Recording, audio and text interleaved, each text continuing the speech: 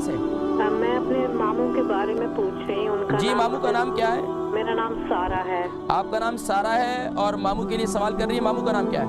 खिजर अहमद। खिजर अहमद जी, फरमाइए क्या सवाल है उनका और उनकी उम्र कितनी है? उनकी उम्र है 73। 73। वजन है 66 kg जी। अच्छा, उनको वो एक तो शुगर है और वो बता रहे हैं कि न्यूरोपैथी है, तो ये बताएं न्यूरोपैथी के लिए क्या करना चाहिए।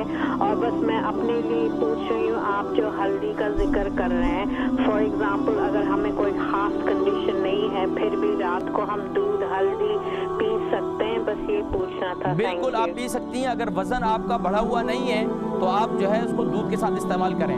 अगर आपने वजन लो करना है, मेरा वजन 72 है और मेरी उम्र 51।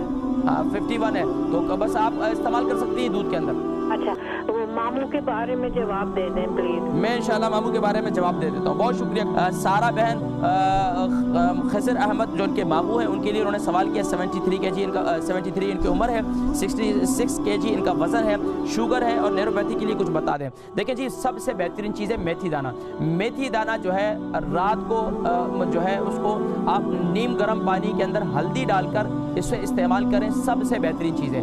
रात को मेथी दाने को ग्राइंड कर लें, उसको 1 चम्मच मेथी दाना ले लें और इसी तरीके से 1 चम्मच जो है नीम गर्म पानी के अंदर हल्दी मिक्स करें और इसे रात को इस्तेमाल करें।